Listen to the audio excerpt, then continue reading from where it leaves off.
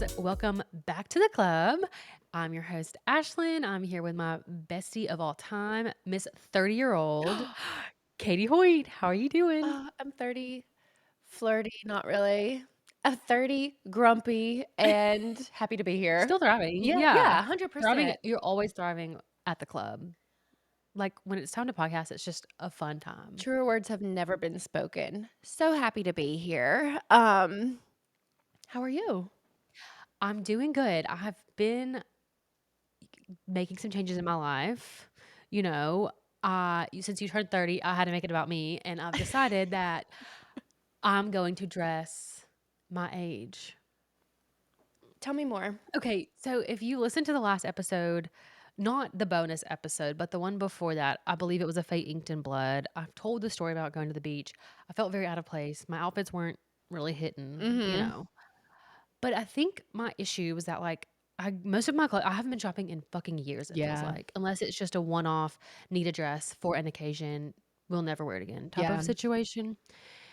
And I don't have like staples in my wardrobe. Mhm. So I've decided that I just need to start dressing my age. Like all of my clothes are from when I was in medical school or college. Yeah. So I have been totally wiping my closet. It Ooh. was it's been an undertaking, to be honest. Yeah. I started like a Goodwill pile, but then also I did a Facebook marketplace, not marketplace, but like one of those local groups and Yeah. like started posting everything. It has been a job. It's been all I've been able to focus on the last 24 hours. Posting on Facebook for like selling stuff is so daunting. It is. It's a lot of work. Yeah. And yesterday, my husband and I were so this is actually our last in-person episode. Can you believe Mhm. that? No, I can't. It's crazy. A week from tomorrow, we leave for Salt Lake City. Mhm. And I'm so excited, but it is definitely one of the things that I have had anxiety about the last few weeks because we didn't really have a plan. But we got approved for an apartment. We were able to like figure out what furniture is going to fit. So we were selling our furniture yesterday, Mhm. the things that we know won't fit. And that just got me like, I'm already selling stuff. I Yeah. can go ahead and just like start doing my clothes. Yeah. It has been such a job, but honestly, it feels so nice to just get rid of stuff. Oh, I bet. Like sometimes, whenever you go through your closet and you're getting rid of things and you're like, well, I might wear that. No, no, it's going. There's no room for that. Things that you've kept in your closet for 6 years because 'cause you've been saying the same fucking thing, things that have tags on it, and you're like, "One of these days I'll wear it. I just haven't had the right Nope. event." Baby, It's you're time to not going go. You're to. not going You to don't do those kinds of events. You just don't. Let it go. let it go. And also, I did go shopping and I got the thing that I'm going for. This is the vibe I'm going for. Like millennial with old money. I think that's everyone's kind vibe of like currently. kind of like dresses. Yeah. Like staple long sundresses Mm, and flowier things. I'm not like loving my postpartum look mm, as far as like my body goes, which is not, I don't think I look bad, but I don't fit in my clothes the same way. So yeah. just buying things that are like baggier or more modest. Also, just like being a mom, like I'm tired of the slutty outfits. Yeah. Yeah, you don't always need your tits out. No, you know what? And that's something that I've had to learn recently. Like that's a tough truth for me. Um, so this outfit that I have on, I do have a peep of them, but nothing like crazy. And if you are interested in what I'm wearing and you want to go watch on YouTube, I also have my toes out. So that's for Yeah, free. free content. Yeah. So whatever. But like this shirt is probably max I will go. Mhm. From now on, I don't know what's gotten into me, but like I'm just really rebranding, and Yeah. I think it's because you turned 30. Well, I'm happy to be a part of things. I feel similarly about myself, like, trying to even find something to wear, like, "What the fuck is this?" I just all my clothes are trash. I haven't gone shopping in forever. The only time I go shopping is if I'm about to go on a trip, and then I feel like I buy, like, specialty items, and Exactly. I need everyday things I can wear working from home. I need, like, basic shirts that I can go to dinner in and wear on repeat, and What's it called? Capsule wardrobe. I literally need a capsule That's what I wardrobe, need. and so far oh my god, I got some shorts recently, which I know that's gonna sound like crazy, but I did not own shorts, Like I have 2 pair, and I yeah. just got them a few months ago because I didn't have any. So, yeah, I totally Exactly. get it. I just got shorts. I only owned, like, literal, like, ass cheeks out, wear to, like, Talladega in Oh my college. god, the fact that you still have them is funny. Why do I have them? Like, I'm literally 30 years old. Like, so crazy. I had bought some, like, in the past, and it's like, shit I would literally never wear. I probably, like, saw some Instagram influencer. I would never wear them. But I own them nonetheless, and I need to do a purge because I'm like, "Oh, one of these days." Like, no, I'm not. I'm not gonna wear those shorts. I got myself some shorts. I need to just get, like, some basics, some nice things, and I honestly need to stop shopping on Amazon. It's really hard to do. I feel opposite, like, I have a hard time buying things from Amazon unless they have a ton of reviews, and I feel Mhm, like the influencers these days are really going on a whim, and mhm. they'll buy things with no reviews, and they'll post a photo, but their photo, their one curated picture is not always enough for me. Yeah, I I need the, agree. like, ratchet, like, photos in the reviews of, like, people with their rooms destroyed behind them, and Yeah, it's, like, raw, in the moment review of what this shit looks like on my body. That's what I need. you need in the field photos. So, I've had a hard time buying stuff on Amazon for that reason, 'cause I did that's where my first instinct was like, "Let me just get on Amazon and see what the girls are buying," Mhm. which is really just, like, shoes and bags right now. Yeah. But let me tell you, I had the most wonderful experience at the Target in Hoover. Okay. Not Target, TJ Maxx in Hoover. Okay. And TJ Maxx is such a hit or miss, but I seriously had to, like, put things back that I couldn't afford to buy that day because I had racked up. Yeah. Wow. That's such a great feeling to have, especially at TJ Maxx, because, like, you kind of can buy a lot Yeah. from there and not spend a fortune. I will tell you, when you get to Salt Lake, you need to go to Orem because I went there, when my husband played baseball out there. There's a TJ Maxx right beside the old spaghetti factory. Okay, which I Y also have to go to, Yes. from what I've heard. Yes, you can make a day out of it. Okay. So, you and Susanna go to the TJ Maxx. When I tell you I got such good stuff there, and I was, like, pulling off the clearance rack, and it was, like, nice items that I still have in my closet to this day and actually wear, like, on repeat. So, Okay, that's what I need. you can get some really great stuff there. That's a great TJ Maxx. The TJ Maxx in Palm Springs, if you ever have the pleasure of going, was truly, like, what a gorgeous How did experience. you guys end up at the TJ Maxx? Oh my god. So, Kelsey, my cousin, we literally had, like, a night we're all gonna wear pink, okay? We put on our outfits, we get in the car to leave, and Kelsey sits down, and this is no like, had nothing to do with her body shape, her size, her weight, nothing. She had on, like, a shitty pair of pants with, like, a shitty clasp, and when she sat down, the clasp just, like, completely fell off, like, the stitches completely came undone. So, we were going there to buy her a belt to, like, kinda cover it up because we had found, like, a safety pin or something to keep it clasped together. She ended up just buying a whole new outfit Oh, because they because just had so much good shit. yeah, such good stuff. Oh, She got something so cute for $20, and the outfit she was wearing cost $80. So, she literally took it back and got her money good back. for her. Yeah, so she made $60. Girl So math. that's exactly how that works. So, anyway, all that to say, TJ Maxx, stunning. I know, I was really impressed mostly with the shoe selection. I got 3 pairs, Mm. and I had to put back 2. Wait, So I was you like, need I to shouldn't leave with 5 pairs of shoes." so true, but you need to send me pictures. I didn't even know you had, like, gone I know. shopping. Well, we didn't really we had a really, really booked weekend, but I just shoved that in there because I have graduation this week, and I needed to get a dress for that, but I wanted to get one that I could wear after that, Yeah, and so I ended up with 3 dresses. The one I wore to Helen okay. was one. Really cute. We went right before we went to Helen. Okay. So that was like, as soon as I got home, I had to get in the shower to get ready. So, Yeah. and then I got 2 others and then 3 pairs of shoes. So I can't wait. I'll send you of some videos whenever I get Okay. home. But how do they expect me to graduate on June 6th and work until June 21st? It should be illegal. It feels disrespectful to me. 100%. It's a slap in the face, like, It is. It is. especially because you're this one last rotation, like, kinda sucks.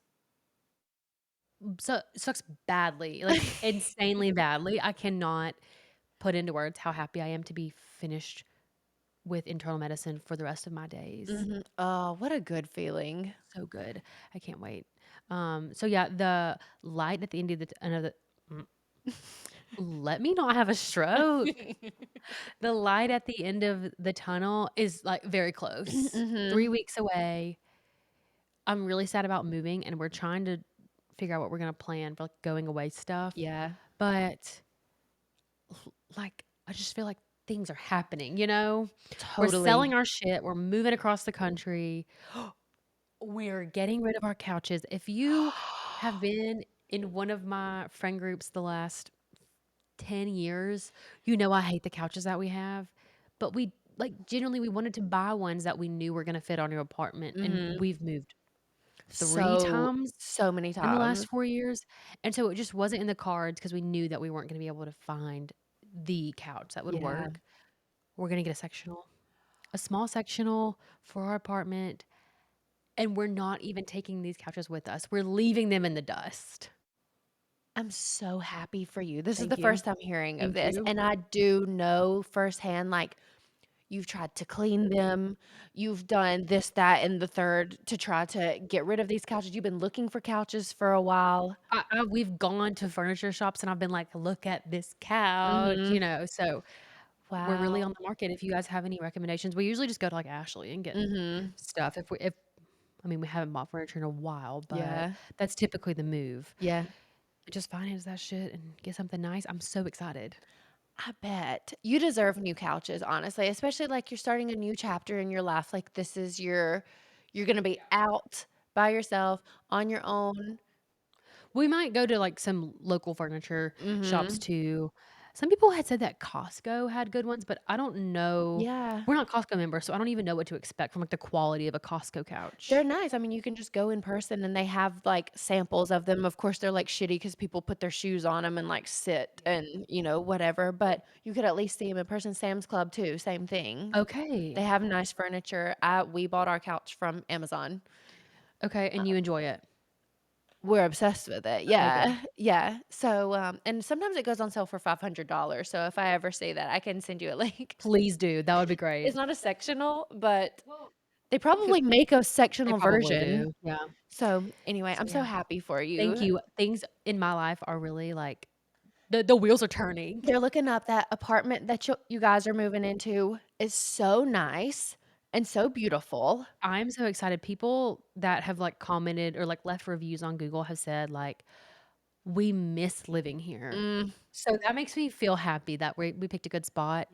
Um, and yeah, everything is just, like, kind of getting in line. It was mhm. something that gave me so much anxiety and now is finally settled down. Yeah, yeah, totally. I'm excited for you guys, but at the same time, like, you're taking my baby away I from know, I'm me, so so sorry.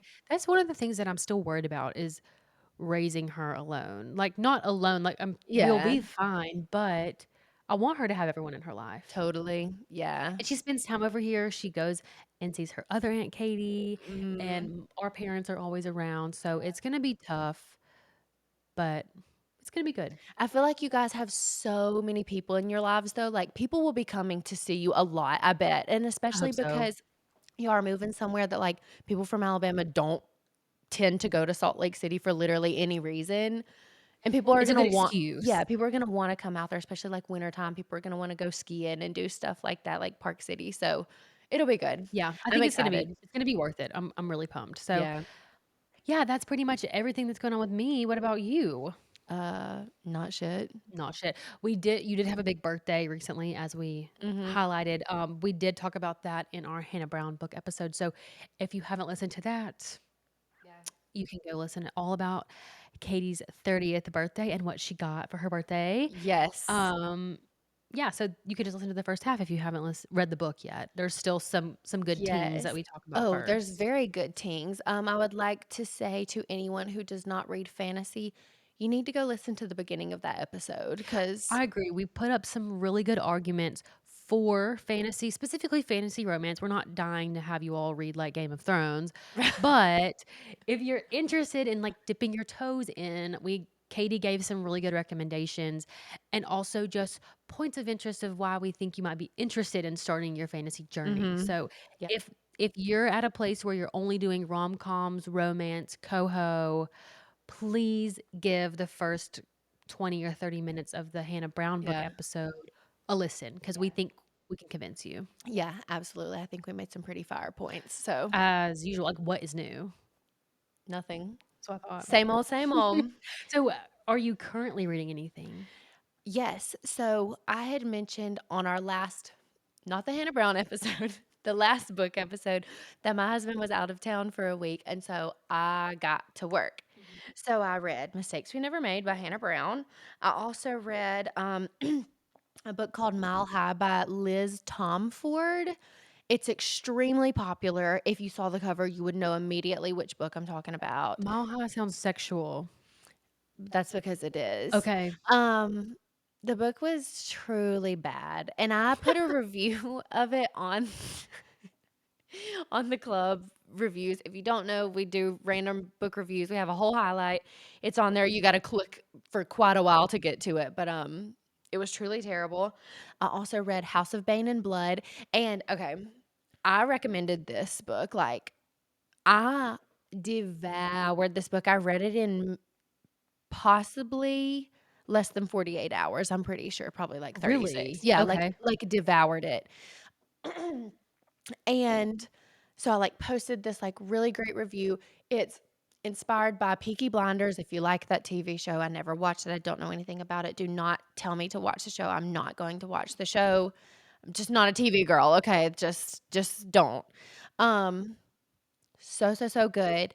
And like multiple people swapped up and said like, "Okay, I'm going to read this. You convinced me." And I haven't heard back from anyone. And so now I am really convincing myself that I don't have no taste in books and the book is terrible. Let me just give you a little bit of peace of mind. Most of us are normal. So, I started this book 3 days ago. I'm not even close to being done. Mhm. I'll be doing shit. So, Right. and I'm having a good experience while I read it, but it's not something that I have a ton of time for at the moment. Like I Mhm. said, I'm busy being like a businesswoman on Facebook. I'm bu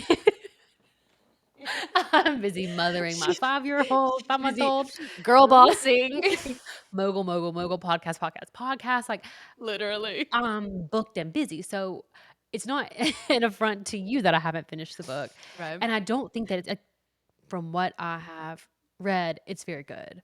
Yeah, and So all the review like seriously, if you go on TikTok, I have not found one person that said, like, "This was okay," or "This was bad." It's all like, "You guys, you have to read this," and I don't know if authors are paying people for these reviews, sending them ARCs so that they will give a good review. I don't know, but I loved it, and yeah, I'm excited. And you're so right. Like, so Katie pitched this to me because I did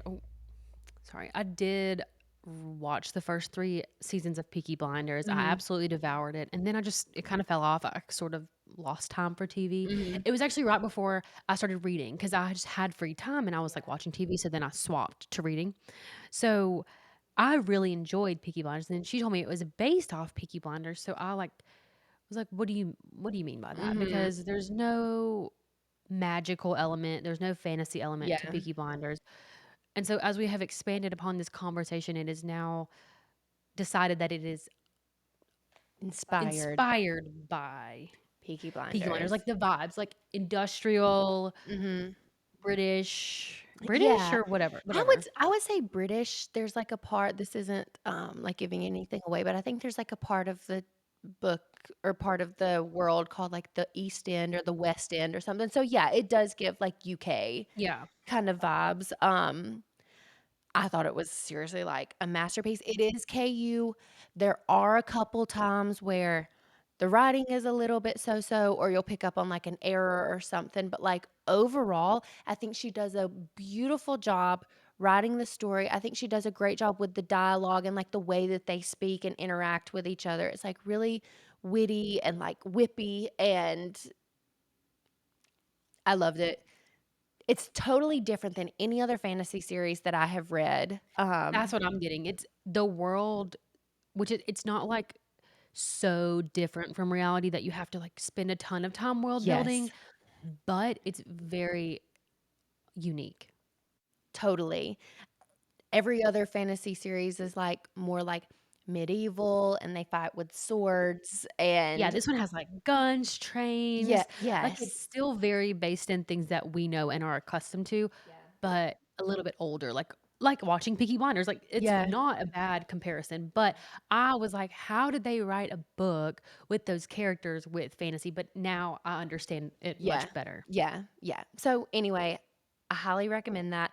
The only other thing that I wanted to mention about in terms of books is y'all know if you've listened to this podcast, I have come on every episode since I think it was like March and said, I started reading Spark of the Everflame. It is so good. I don't know why more people aren't talking about it. It's on KU. It's gorgeous. I've been going nonstop, like over and over and over. I brought this up and I have said the fourth book comes out on my birthday. Well, like a couple days before my birthday, I looked on the author's website, or I'm sorry, Instagram, and she pushed the release date, and she didn't give a new release She date. didn't. So I don't know when, but she did say she thought it would be, like, very soon. Like, I think she said within 30 days. Okay, so So, not a ton of wait time. yeah, she and I Still a letdown, though. yeah, I can't remember what she said the delay was for, but I'm happy for authors to get it right, and I'm happy to wait 30 more days for her to, like, feel like this is exactly the book that she wants to put out. You know, So I agree with that. I don't think there's any rush, mhm. like, within a month time frame. Yeah. Like, sure, don't push a book out a year because something's not right. At that point, you just should have waited to announce it. Yeah. But I'm not mad at someone realizing that, hey, I need to, there's something that is not right and I need to fix it Yeah. before it's released to the public. 100%, because especially with this book in particular, it's the last book in the series, and so Oh, it's really important. there's no room for error or fucking things up or writing the story incorrectly, nothing, so that's all that on that, but I'm really upset. I was so looking forward to it. I thought for sure, like, on my birthday, I was gonna get to be reading that book, and I wasn't, but it's totally fine. I'm reading the 2nd book of House of Bane and Blood, which I'm also loving, so Yeah. yeah.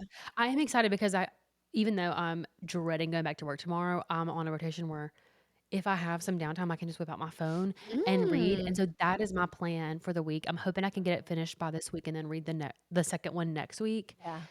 So, yeah, and it being Kindle Unlimited, like, I have no issue just, like, downloading it real quick and reading. Like, I Right. don't have anything holding me up. Yeah. Not that I'm, like, too poor to buy an $8.99 book, but it's nice to, like, you don't know if you're wasting your time or not Right. sometimes. Right, and on KU, it's, quote, There's no "free." risk. Yeah, no, none whatsoever, because you were gonna pay for it regardless, Yeah. so, So yeah. on top of reading this book, I read the Hannah Brown book and the current book that we're talking about. Mhm. Funny story, which just slipped my mind. Like literally as I was saying it, I'm like, where is it at? Searching the I'm archives like, in your hello, brain. hello, hello. So 3 books in 1 month for me is a ton these I'm days. so proud of you, like, the fact that you read Mistakes We Never Made, and then I, like, recommended House of Bane and Blood, and you actually downloaded it, Yeah. I was shook, but, like, in Yeah. the best way. Because I know whenever I pick up an Emily Henry, that shit's not gonna last me a week. It's just not. In no world. No, I can't put it down once I pick it up. So, Mhm. yeah, I'm really excited. I stayed up until midnight one night after the baby went to bed. She went to bed at 9 and I stayed up 3 extra hours. So, Wow. talk about self-sabotage for a book. Well, you know what? Moving forward, you don't have to worry about that because your new rotation, like, sucks and you have to be at work super early, so don't have to worry about staying up too late because you just won't be able I just to. can't. Yeah. Yeah. Such a great point. Okay, anything else you wanna chit-chat about before we dive into our review? No, let's get started. All right. So, do you wanna do the author biography or the book synopsis? Yeah, I'll do the author biography. So, this book is Funny Story by Emily Henry. Emily Henry is a best-selling American author from Cincinnati, Ohio. Henry attended Hope College on a creative writing scholarship with plans to study dance. She also completed a writing residency at the now defunct New York Center for Art and Media Studies. Damn, not now defunct. Yeah. Which is part of Bethel University. She returned to Cincinnati after college, where she began writing YA magical realism. As she approached her 30s, however, she realized she had nothing left to say about teenagers. Though she'd preferred darker stories in the past, she began struggling with anxiety and wanted to try her hand at something lighter, and thus began her writing of adult romance novels. She currently lives and writes in Cincinnati and Kentucky's northern Ohio River region. She's a full time writer and proofreader. In October 2022, a film adaptation of People We Meet on Vacation was announced, and on April 5th, 2023, it was announced that there would also be a film adaptation of Beach Read. How is that how I figured that out? Like, I have not learned this until I just read this sentence. I have not learned this until I Maybe it put it on this fumbled? document. Who bought the rights? Do we know? It did say on there, and I took it out. It was someone that you would have recognized. I couldn't tell you who it was now, but But it was, like, fully a movie. It wasn't gonna be like an Amazon short series. It no, wasn't gonna be like it was, like, movie. literally movies. Movie. I Okay. don't know that I think that People We Meet on Vacation is the best one, but, I think it probably just had to do more with, like, timing. Like it said October 2022, which at that point in time, we didn't have Happy Place, we didn't have Funny Story, so she only had the 3. Yeah. I'm not She sure might when have Book Lovers I came don't out, know but either. anyway, those were the only books available, and obviously, like, they were fan favorites, Yeah. so What's so crazy is I had no clue that she had books before her romance novels, and now Ashlyn, I'm interested. when I read that, I was like, "No, no, I'm talking about Emily Henry." And I had to go, like, find other Like, this can't be our girl. right. I'm like, "No, this Emily Henry." But no, yeah, she has other books that she wrote that are YA and apparently are, like it said fantasy, magical realism, but it also said, like, darker stories. Wait, let me Google real Uh-huh. quick Yeah, go on her because the I'm actually Goodreads. so intrigued by And it this. was like the articles that I was pulling up were saying like the titles, and people like were like, "Oh yeah, she wrote this book," and we're like really familiar with it. So we just only know her in this capacity. That is so insane. So she actually has a bunch. Mhm. Let's see. She has no, these are all just her romance ones. Hang on. Let me get a Are you on her Goodreads? I'm on her website. Oh, okay. I tried to log into Goodreads, but I forgot and I got a new phone, so now I have Oh, nothing. that's right. So one is called Hello Girls. One is called When the Sky Fell on Splendor. A Million A Junes. Million Junes is the one that people like apparently really love. Should I read it? Like, No, it's YA. I don't think that we would and there's enjoy it. apparently one called The Love That Split the World, but it's not on here. Hmm. Um, yeah, that's totally crazy. I had no clue. Yeah, no, same. Another thing that I really like is her book covers are always really cute and like, the little cartoons are some people think that they're just kind of lame, but I really enjoy them. Yeah. When she announced this book, the cartoon didn't the cover didn't go with her other covers, and I literally was like, "No, that can't be the cover." Agree, and I also, like, did not find this cover compelling, like, at all. Yeah, I don't love the colors, and while I am kinda wearing something that matches, did I miss a scene about lemons? What are the Pardon? lemons about? The whole book binding is covered in lemons, and there's a big jar of lemonade. Wasn't that one scene they got lavender lemonade? Wasn't that, like Sure. but that was definitely not something that I would ever associate with this book. Was it a lemon tree farm? No, they were going to a lavender It farm. was lavender, yeah. I don't I know, would have loved maybe a lavender cover with some Michigan let me just synopsis the book 1 second, and then okay, we'll okay, get into okay, things we okay, would okay. change. We're getting ahead of ourselves. Okay, here's a synopsis. Daphne always loved the way her fiance Peter told their story. How they met on a blustery day, fell in love over an errant hat, and moved back to his lakeside hometown to begin their life together. He really was good at telling it. Right up until the moment he realized he was actually in love with his childhood best friend Petra. Wow. Not to give the whole fucking thing away, Right. which is how Daphne begins her new story. Stranded in beautiful Waning Bay, Michigan, without friends or family, but with a dream job as a children's librarian that barely pays the bills, and proposing to be roommates with the only person who could possibly understand her predicament, Petra's ex, Miles Nowak.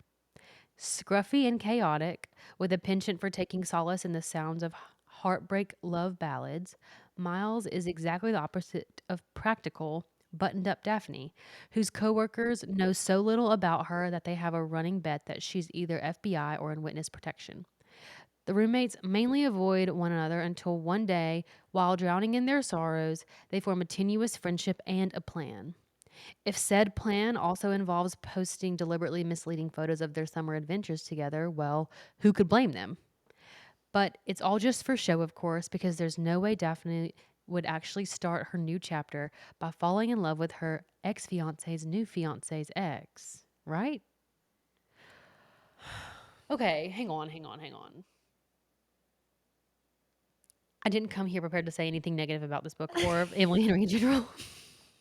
So I need to, get my wits about me. Mhm. Mhm. What the fuck? This is a PSA to all authors. I was gonna read the book. I can't even I want to scream. Why is every single plot point on here? Like the whole first chapter is literally in the first Uh-huh. sentence. Yeah. There's nothing to be left unsaid. Right. There's nothing in the plot that's like exciting now. No, not at all. Like, thank God we don't read these things. Thank fucking God. And thank God that Emily Henry is a person that we can just blindly grab her book without thinking twice. Such a good point. Because if I was in the bookstore and I was like, let me just see what this is about, and then if I read this and then read the book, I would be mad. That's how I feel now. Mhm. Mhm. That's how I feel now, and I already read the book before. Exactly. Yeah, they gotta start like, keep it short and sweet. Tell Leave us something to the imagination. tell us, like, a general background on the main character and, like, a little bit about some themes without the book within the book. That's it. Like, leave it at that. Leave the mystery. We're either gonna read it or we're not. Like you said, Emily, we just grab the book and start going, but this was too much. I'm so available if anybody from her publishing committee, needs to reach out to me or her PR team, send me the book ahead of advance copy. Mhm. I will read it, and I will write you a very brief Mhm. synopsis that does not encompass the entire plot, that will leave people intrigued, Mhm. but not bury the lead. Right. Like, she tried, I guess she made an attempt there at the end with the question, like, there's no way Daphne would actually start her new chapter by falling in love, right? Like, well, we're adults, and so we have, like, the brain capacity to understand, like. We bought a rom-com. Mhm. Right. We know they're gonna fall in love. That's, like, it's an even bigger issue with a rom-com because you know exactly what you're signing up for when you picked it up. So you don't need to, like, take us through this whole Yeah. I've thing. actually found this on a lot of books that I've read, especially within this genre, that I will go back and read the synopsis, and it is always the plot. Mm. So I really appreciate you TikTok creators that will just put second chance romance, forced proximity, or like friends to love, just Yeah. whatever, Yeah. and leave it at that, because that's what gets us to pick up the book, not you telling us the plot. Oh my god, and also, if you were a TikToker listening to this, stop telling me the plot of the book on your TikToks. I'm not gonna listen, especially if you're doing 6 books that I would recommend for everybody, and you're telling me you're doing synopsis plus, plus, plus in your TikTok. Stop, like, I'm fast forwarding. I'm literally taking the what's it called? The play bar and, like, going forward until I get to the next book that you're talking about so that I can see, like, your star rating and your chili rating, and that's all I care about. And also, like, Exactly. I'm okay with tropes like enemies to lovers, forced Sure. proximity, marriage of convenience, whatever it is. I'm okay with that, but stop. I can't believe we're starting off on such the wrong foot, Mhm. because wow. I'm blown away that this is even a topic of discussion. I figured our queen would know how to do this, but she doesn't. Totally, and it is always interesting too because I don't read the book synopsis. Whoever puts our document together, I copy and paste it. I don't read it until, like, this is a live reaction. Yeah, I neither of us have read this ever in our Mhm. lives, so we're just taking a moment to process. Yeah. Yeah. Don't love it, but I have faith in our girl. So let's go ahead and jump into our character lineup. We'll start with Miss Daphne, our female main character. What did you think? I thought she was so motherfucking funny. Mhm. Like, in a very non-relatable way for me personally, but, like, if you are a nerdy girl Mhm. and you struggle with speaking to people or, like, being a little bit shy or being reliant on your significant other, like, this has to be relatable for you. It is Uh-huh. so fucking funny because even though I'm not similar to Daphne in any way, she was so easy to, like, follow and, like, Yeah. kind of predict her what she was gonna do, and she was just I found her Yeah. hilarious. What about you? So the first thing that I wrote down is a negative. I loathe when a female main character can't cook in a book. And I know that's like a really like niche criticism. Hey, trad wife. No, it is giving trad wife energy.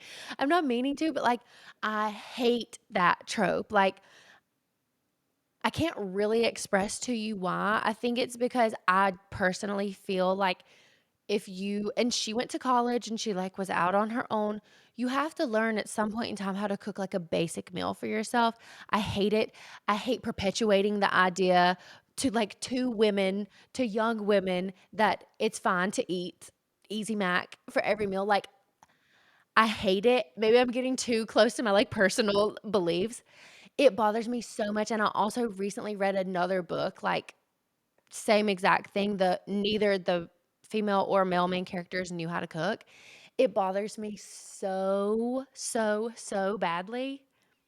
So I hate that. Fortunately, she didn't make it, like, this whole thing about Yeah, it how wasn't she like a really Yeah. big part of the plot, but that's a really funny thing that I didn't even notice that. Mhm. I mainly was just like, she's just so used to someone else cooking for her that she's, like, kind of out of practice or Mhm. whatever, but that's a really good funny point, but it works for me, like, in the Sex and the City way, like, Oh my god, you know, so like, different. I'm from New York, I can go to any store I Wait. want, like, whatever, but she just seems like she's very low maintenance when it comes to food, which I feel like fits her. She's like, "I can run to the coffee shop, get a muffin, get a coffee, like, Uh-huh. I don't really need to learn how to cook." And now I'm single, so I definitely don't have to learn how. So I think Oh, it fit. this being single and not knowing how to cook, like, it flies all over me. Like, I'm still thinking about it, like, why? Don't make just ma like, you need to be an adult. You need to know how to cook a basic meal for yourself. Yeah, that's fair. So, anyway, but that's, like, really my only That's hilarious. Like, I never would have remembered that she couldn't cook. Oh, yeah.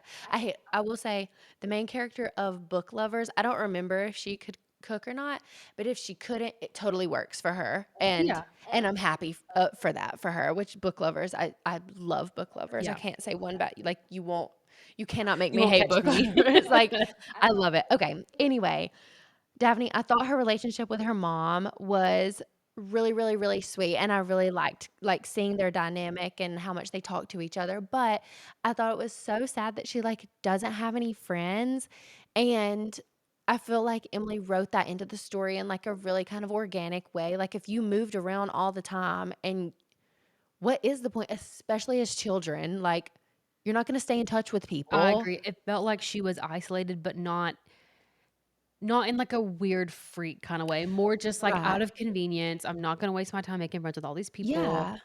and that's gonna be that. I, in real life, have the opposite problem, like, I cannot get rid of a friend. Like, I don't care if we talked one time 10 years ago, I'm still commenting on your Facebook posts, like, Uh-huh.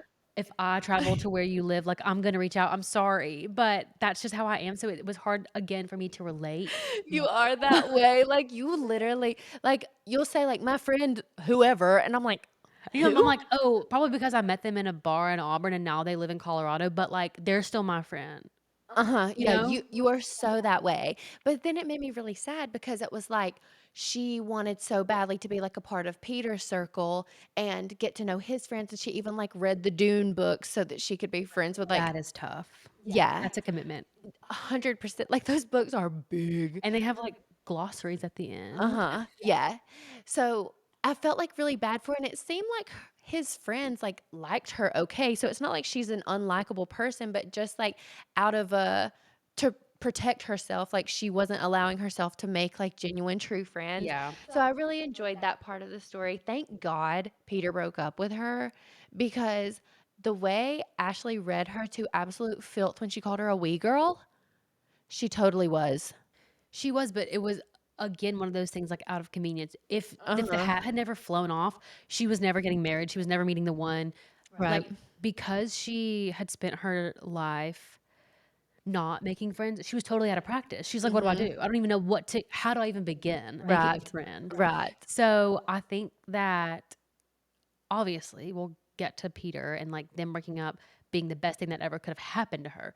But, like, that has to be a really tough blow whenever you've spent your life Mhm. what were they together for, like, 8 years Yeah, or a really a long long 10 time. years, something? Yeah. So, like, you've spent the better part of your adulthood becoming this person for the other person, like, Mhm. there's not really a negative usually about changing a little bit to make your relationship work, especially Right. for someone that you think is gonna be your life partner, Right. and to have the rug, like, pulled out from under you out of nowhere, I think she adapted really well.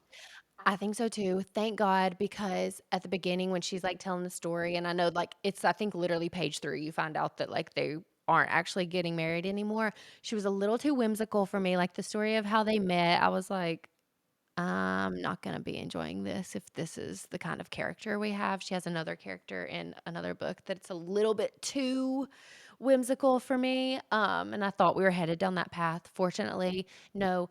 I'm really glad that she had the opportunity to, like, go out on her own, figure out who she is, just her by herself in this place that she wants to be at. I love that she didn't like, she kind of had the realization to herself, like, "No, I'm not gonna shrink myself because Peter also lives here. Like, I have every bit of as much of a right to go out in this place and make friends and build my life here." 'Cause she's lived there for years. Right. So So, I agree, like, to an extent, like, she didn't really wanna be there, though. Like, right. I absolutely loved, like, the first chapter was, like, 180 something days until I can leave, Yeah. because that is just, like, what where are you leaving? Why are you leaving? What the fuck is going on? I Uh-huh. love the just, like, anticipation of Yeah. figuring it out, Yeah. and I also thought the choice of being a librarian was wild. It's a kind of a crazy I choice. put in here, I don't always love, like, the cutesy jobs that I feel like all rom-coms, like, they, like, own a dog shelter or, like, just something, like, Yeah. a little bit obscure, That's not why they're always necessar broke. exactly. I actually really liked the librarian part of it. Okay. I enjoyed the parts that we got, like, Yeah. about the readathon, that was Yeah. fun, and, like, the boostering, getting everyone kind of Yeah. on board with it. I really enjoyed the part like, the story time, like, I thought it was a fun Uh-huh. tie-in, but, like, when she first says, like, "I'm a children's librarian," I'm like, record scratch. What?" I actually completely agree with that. Like, she kinda has to sell you on the idea. She does, and she really did sell it sounds like both of us Yeah. on that, and then the clothes that match the librarian, again, we're talking about clothes, I'm not an expert, I just now changed my wardrobe for the millionth time, so I'm not gonna say that, like, that's, her one flaw, Mhm. but to me, it is something that's, like, a little bit off-putting. I agree with that. Have you ever watched New Girl? Yes. Okay. At the beginning, I was making all these, like, comparisons between this book and New Girl because, like, they live in a warehouse kind of, Mhm. and, like, very similar to in New Girl. It is I didn't even think about that, it's Oh my very god, similar. and, like, Jess, the main character in New Girl, like, she's a teacher, a children's teacher, like an Mhm. elementary school teacher, and she had like, the way she dresses is just kinda, like, frumpy and kinda But she kinda crazy crazy. colors. I Yes. this girl I was imagining, like, oatmeals, Yes, gray. yes, 100%. But I was like, there's so many comparisons, and I made multiple notes about it, and, as the book went on, it wasn't so much, like, that way, but even, like, at the when she's on the phone with Peter and she, like, very first tells him that she's dating Miles, and then the scene she describes is where she, like, does, like, a silent scream out the window and, like, covers her mouth, like, it's so New Girl It's coded. so New Girl coded. I totally agree. There was a lot of parts in here that I thought were so fucking funny, and the one that reminded me of New Girl was whenever she's like he's like, "What did you think I did for work?" She's like, "I just kinda thought you did a lot of odd jobs." And he's like, "Why?" She's like, "I don't know." So New Girl, like, she had to have pulled inspiration from New Girl because there was a lot of things There that I were a was lot, like, and that was, like there were so many moments like that where she's funny without almost without the character trying to be funny. She just, like, yeah. genuinely gets caught in this moment where she's like, "Shit." Yes, yes, and it's so like, the humor is the same, and even, like, Miles, I felt like was very Nick from New Girl, like, Nick is a bartender, and he's kinda, like, poor and, like, that's really the only thing he has going for him. He doesn't feel, like, compelled to always be a bartender. It's just kinda, like, Yeah, where he's where at he's in at. life, and I thought it was great. There was something else I was gonna say. Oh, no, that was it. That's everything that I put for her. So, did you have anything else that you wanted to add? Um, no, the only thing that bothers me is I'm not sure what she looks like. Uh, that's right. Brunette, like light brunette, maybe, but I don't know how long her hair is. I don't know what color her eyes are. That's I true. don't know anything. Body type, height, nothing. Wait, I'm trying to think. I actually was picturing Hannah Brown. I remember that now. Like, Now that works for me. mhm. That works for me because she wasn't like really into looks, which is Yeah, fine, but I would like to know a descriptor too. right. So that's one thing that I would like to know. That's a good point, and I guess I didn't ever really think about it. I think I had maybe decided or it was because I had just read Hannah Brown's book, and so as soon as she gave the descriptors, I started picturing Hannah and then carried it out, like, ever since. But she really didn't give good descriptors. Oh, wait, sorry, another thing about New Girl is, Ashley started, like, kinda reminding me of Cece because Yeah. she said she, like, looked like a Disney princess, and so I was picturing, like, Jasmine because she said she had, like, long, like, jet black hair and, like, big, wide eyes, and I was like, It's giving CC. It really "Yeah, is. yeah, no." So, anyway, that was just kinda like a little blurb. Okay, let's go ahead and move on to Miles. How did you feel about him? I loved Miles. I felt like he was a really good person. He was kinda dealt a shitty hand Yeah. whenever you learn about his family and everything, which I hated that Peter had to try to use that against him, Oh but my god, yes. nonetheless, I feel like he was such a fun character, and I feel like having him be a bartender is such a slay. Like, as someone who has been in the restaurant industry, there's nothing better than a hot bartender Mm, who's, like, actually a good person. Like, most of y'all are trash, just mhm. so you know. Like, if you go to a place and there's a hot bartender, do not waste your time. Like, it is not worth even one breath. Yeah. But in this case, he was, like, actually a good person, Mhm. and I thought he was, like, so fucking cute. The only thing I would change is him wearing Crocs. He wore Crocs? Yeah, remember Ashley comes in and she's like, "How many pairs of Crocs does this guy own?" And there's a Croc on he's wearing Crocs on the book, on the front page, and in the back open the back cover, there's just a large Croc. Wait, where? Open the inside of the back. No, where your hand is, where your right hand is. Mm, I'm not oh, and on the cover, yeah, he's wearing the Crocs. Tough. I'm not obsessed with that, Yeah. but nevertheless, Miles is my angel. I love, love, love him. His backstory is, like, so heartbreaking, like, having a narcissistic mother, and can you even imagine, like, being sick and your mom getting mad at you? No, that's absolutely insane. I felt so bad for him, like, it crushed me, but I felt so bad for him at the end where, like, he finally tells her he loves her. Granted, I don't think he nailed it on the timing. I don't think that was the right time to Yeah. tell her that, Mm-mm. but it absolutely crushed me, and, like, the way that they miscommunicated, and when he says, like, "I think you misunderstood me when I said I panicked," and then, like, goes on to tell her all of that. The breakup scene, like, got me Hurt. good. Yeah, It really hurt. yeah. But he bounced back from it so well. He seems Mhm, like steady, unshakable, like, mhm, just such a good person, mhm. and, like, there are bad things about that.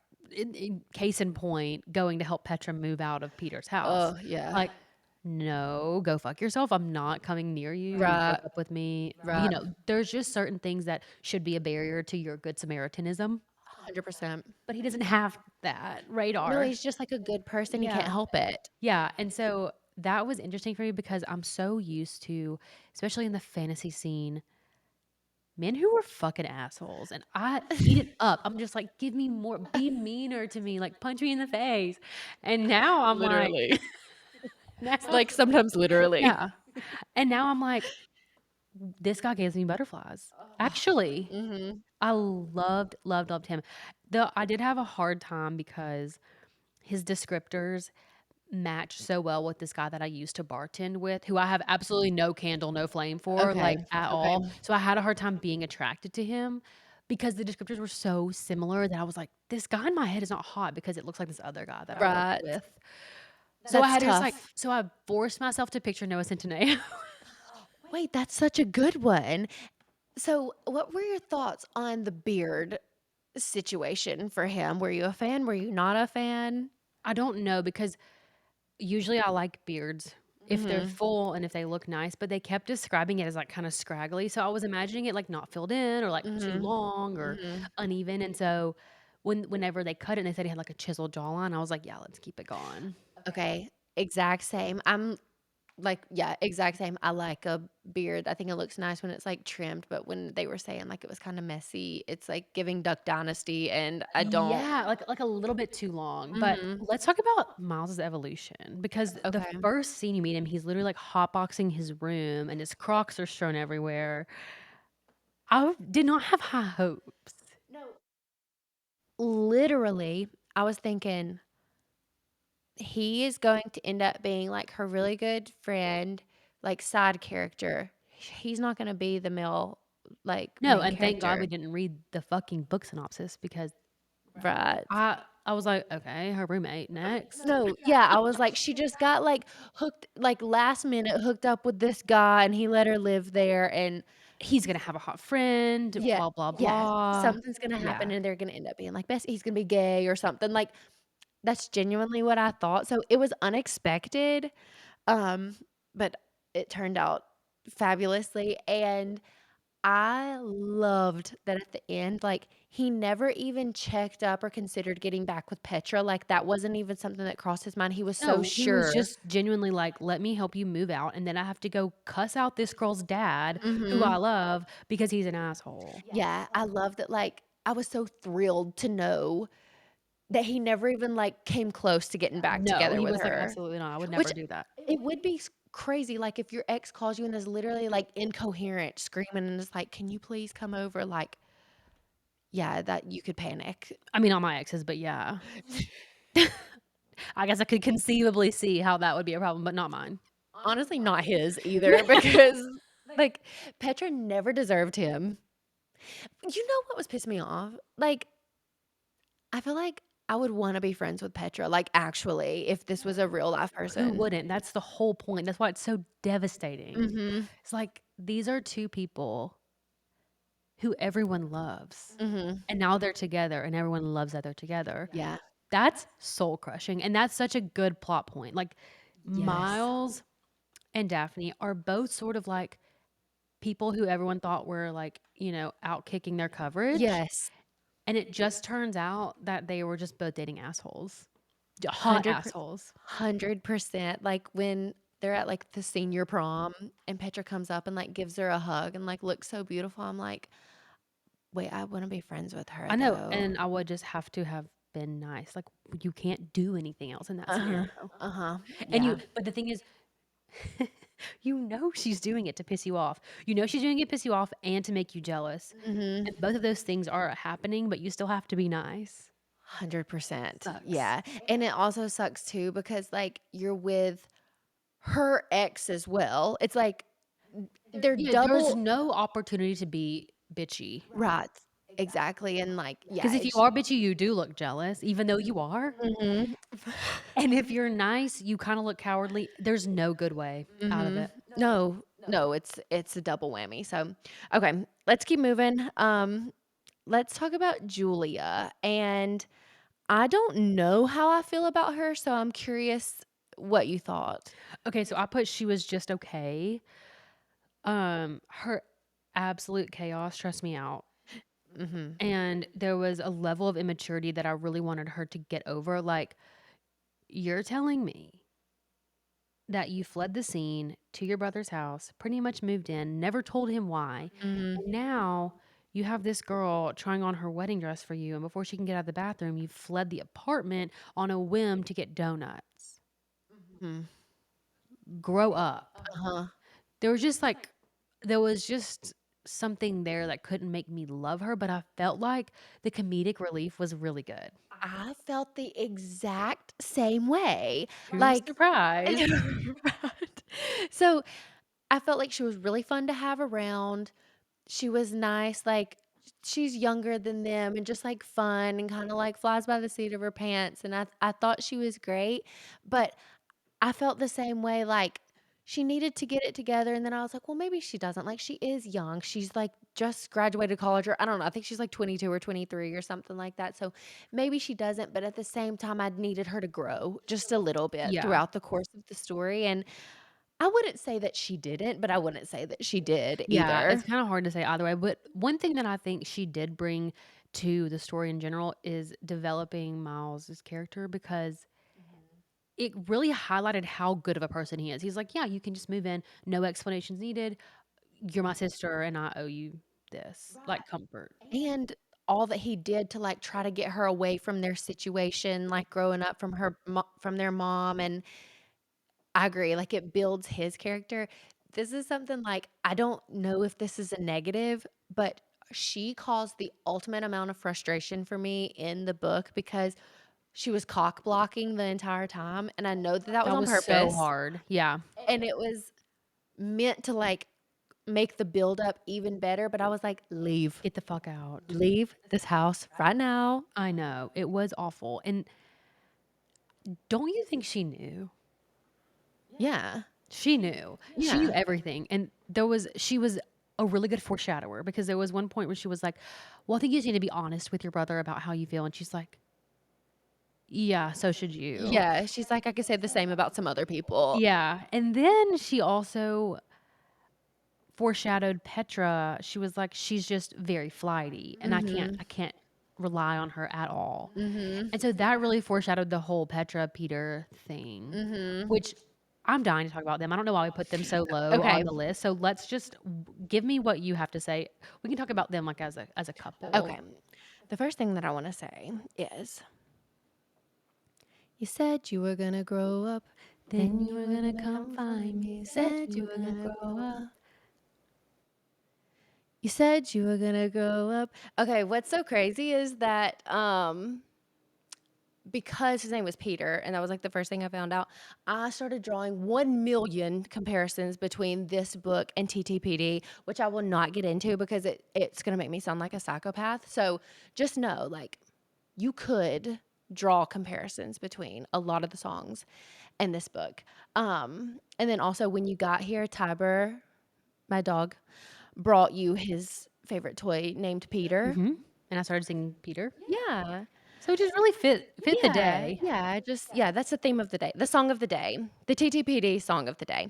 Okay, um, the fact that Peter and Petra broke up gave me the ultimate joy. I can't describe the way that I hate these people being together and feel so vindicated by the fact that they blew up not only their own lives, but their partners, and theirs went to shit, and their partners' lives came together. It brings me so much joy, but I felt like Peter and Petra on their own, like, outside of relationships, were, like, genuinely actually good people. I felt like Peter, when he broke up with Daphne, was, like, genuinely was like, "Oh my god, I can't believe I'm doing this to you." Like, I felt like he felt so bad, and I felt like Petra felt the same. Nevertheless, I'm happy that it didn't work out for them and they lost at the end. Did you not feel that way? Fuck no. Okay. Fuck no. You didn't think Girl, they felt fuck regretful? them. Oh, no, fuck They them. felt regretful whenever it didn't work out for them, period. They have been harboring these fake ass feelings for each other, which is Mm, simply an attraction. You're allowed to be right, attracted to another human being. Like right. it's not anything, it's just physical. There is no reason to pursue that on your bachelor trip. Especially when it I was don't so care close to. how bad you feel. And guaranteed he didn't actually feel that bad. He literally was like, "We're gonna fly to Italy for a week to give you time." No. Yeah, fuck them is the overarching theme. No, I don't think they felt bad. Okay, I was picking up, like, I thought that when they, like, interacted with them, it was, like, really awkward because they genuinely had like, felt remorseful for what happened, but also I've had not personal experience, but a very close person in my life, like, an experience similar to this, not exactly, and the person was not remorseful Like at last minute all. wedding cancellation? Not wedding, but stole a significant other, and it was, like, a really bad situation, a best friend, like, so, Damn. anyway, and the person was, like, not remorseful. Now, granted, that couple ended up getting married, and they have children now, and I believe they're happy, so I guess in the long run, you can say, I guess it was worth it, but they never apologized or said, like, it was a really fucked up thing to do. That's kinda how I felt about all my exes, like, they all got married to the person they dated after me, so I'm, like, I'm pretty much, Sarah Jessica Parker in that Mhm. way. Yeah. Um, failure to launch, you know? Yeah. So, anyway, back to Peter and Petra. Yes. So, this is the thing. This is after this happened, it shaped my view. So, I understand what you mean by you feel like he felt bad because he was Mhm. groveling a little bit. Yeah. But that's not the case because this is my argument. They both it's a facade. They both want to be the good person Uh-huh. in everyone's mind. They want to be good people that people like and people want to be around and people respect. So much so that they invited the exes to the wedding. It was that important to them to look good. Mhm. And then whenever the exes said, "Sure, we'll come," they backtracked and they were like, "Oh, no, no, no, no.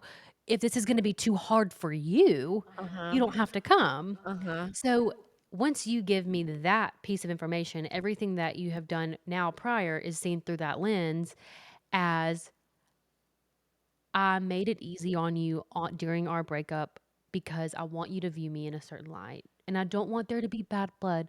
No, there's gonna be fucking bad blood. You just Yeah. sent me an RSVP to your wedding that's a month after when ours was scheduled. Oh, yeah. Oh, yeah. Totally. Like, they suck, and I also think, like, kind of in the same vein, but, like, in their personal lives and, like, the way they present themselves outwardly, I feel like they were really buying into this narrative of, like, "We're lifelong friends," and, like, "Wouldn't it be so sweet and poetic if we got together?" Exactly.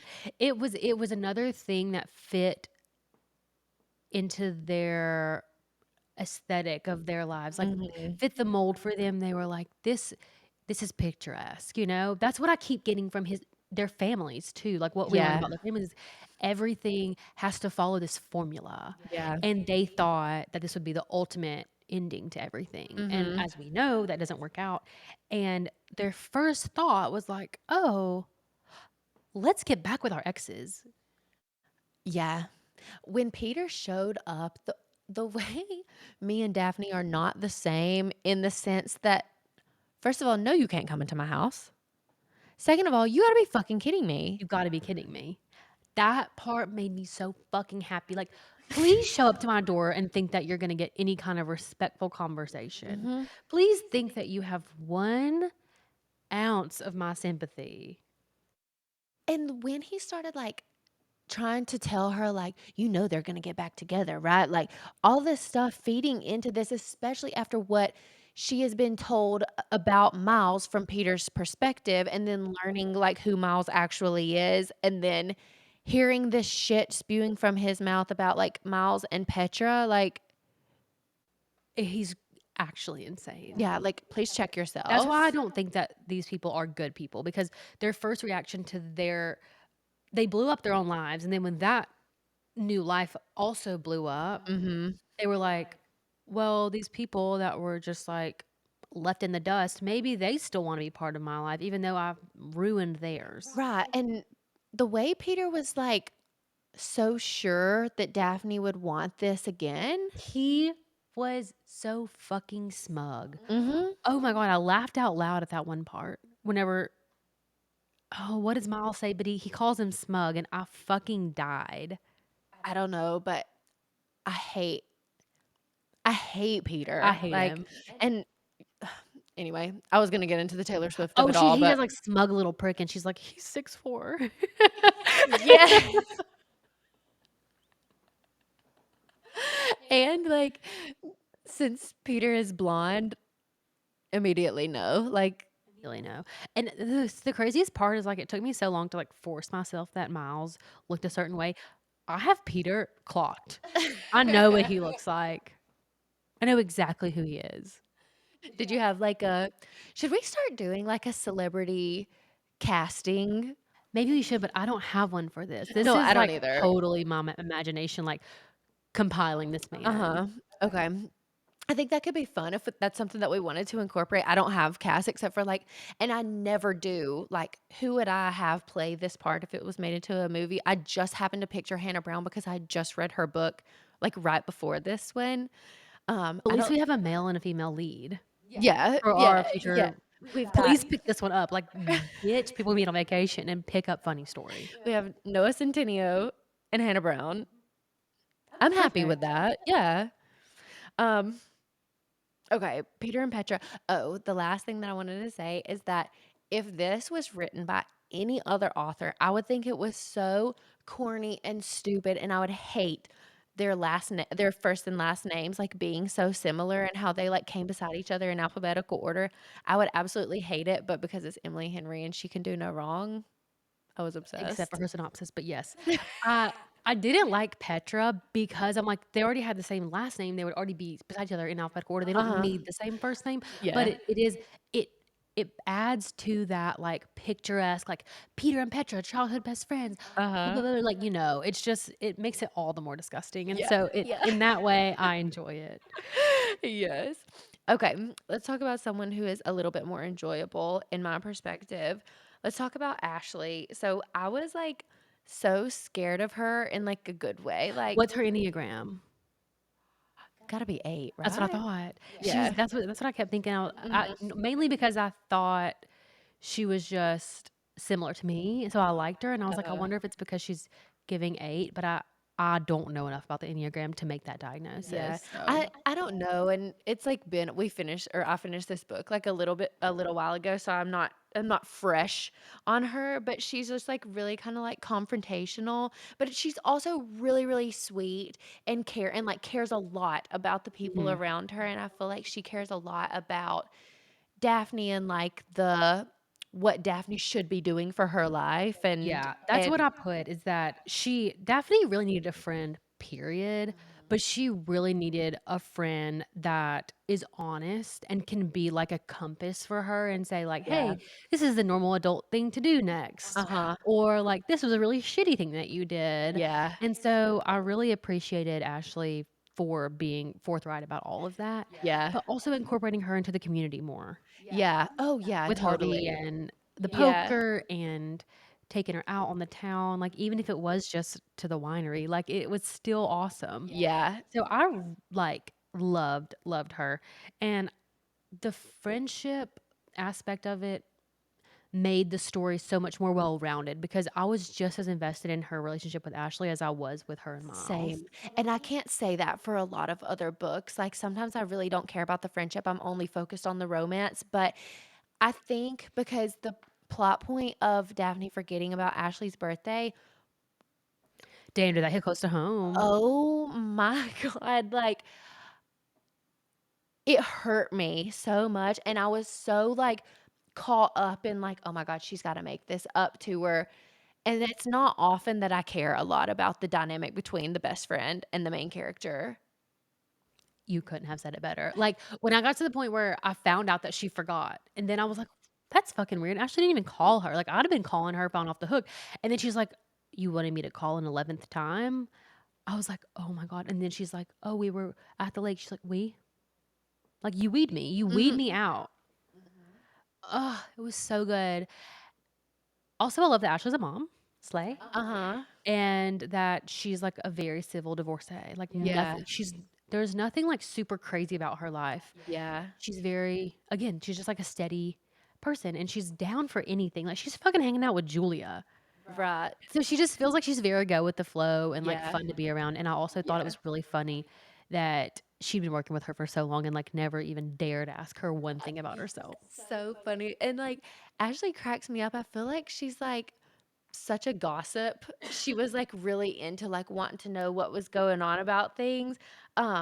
When they went to the winery, and I thought it was so funny. So when she starts making out with that guy, Emily just, like, cracks me up when she started calling the guy Greg Craig because they couldn't tell what his like, what he said his name was because it was loud in there. It's, like, such a relatable thing that's, like, something that you would actually do with your best friend. Like, That's my favorite thing about these books is that I feel like she writes them from my own personal conscience.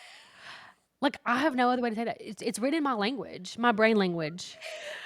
do you remember the part where she says, like, I think she's talking about her age and, like, how a lot of people are married at this point and, like, how, she very well, like, could have kids that were playing soccer with a child named Renesmee because, like, that's, like, the generation she grew up in. I was, like, laughing out loud. I just think Emily Henry is so, so, so funny. So about Ashley, I think I love that she, like, lives in this big, huge house. Yeah, like a closeted rich Yeah, person. yeah, but it's like she's not rich, she just, like, has the house Yeah, because, like, she, I guess, not inherited it, what's it called? Like, got it in the in the divorce, divorce. yeah. Um, but yeah, and I liked that they had this, like, big blow up because I would be really upset at my friend if something happened like that. Like, my friend wanted me to make these birthday plans, and I wasn't a big birthday person, but, like, I trusted him, and it's kind of a new friendship, Yeah. and this happens, and I liked that, um, Ashley kind of, like, I felt at a good amount of time let it go. So, like, when Daphne goes and gets I think it's, like, croissants or, like, I don't know, muffins or something, and, someone comes in and they're like, "Oh, these are really good," and Daphne's like, "Oh, yeah, like, we all went in on them." And then Then she gets the coffee, she's like, "Yeah, we all went in on yeah, it." she's so, like, witty and just funny, and I just loved her. I felt like it was a good, like, makeup. Like, that's realistically how friends argue. Like, you have a little blip, and then it's fine. And then I love whenever she picked out the paint color or whatever, and then Uh-huh. Daphne comes and paints it, and she's like, "This is so ugly." And they're like, "You wanna finish it?" She's like, "Yeah." Uh-huh. Yes. Yeah, it's just so fun, and Ashley just kind of makes things, like, light lighter, but at the same time, she's so real. She's like a real bitch, like, She she's gonna is. tell you how it is. She's like the perfect balance. I loved her. She reminds me so much of one of my friends from medical school, Allie. She's the New Yorker. Okay, She's okay. older than me, which fits here, Yeah. but she's like I feel like she's lived 1,000 lives. She's so experienced, but Mhm. she's so down to earth Yeah. and so honest. I absolutely loved it, so I couldn't get her out of my head the whole Uh-huh. time. Oh, that's funny. I Yeah. like that, and especially because, like, your friend Allie also has, like, the dark Dark hair hair, big too. eyes, like, Yeah. perfect, Yeah. perfect. That's But, funny. one person that, like, literally made me die laughing in this book was fucking Starfire. Queen. Loved her so much, like, what a good little added character, side No, character. I loved her. She cracked me up. The thing about the Titanic where she, like, didn't know that, I was eating it up. I thought Me it was too.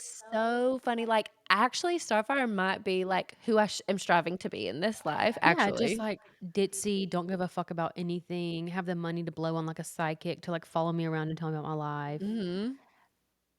I absolutely loved everything about this. Whenever she was, like, jumping in the water and, like, talk she was so outgoing and so confident and, like, can has never read a single room in her life. when she told Daphne that she could call her mom if she wanted to, it's so It's too good. oh, it's so funny, and, like, if that was real life, we would be, like, judging this bitch hardcore, but, like, because she's just, like, a fictional character, it's everything, and Daphne's like, "I'm good," but Yeah, no, I'm okay. yeah, No need. like, I have a mom that I, like, love and actually have a really good relationship with, but thank you. It's funny because it was, like, their first time ever meeting.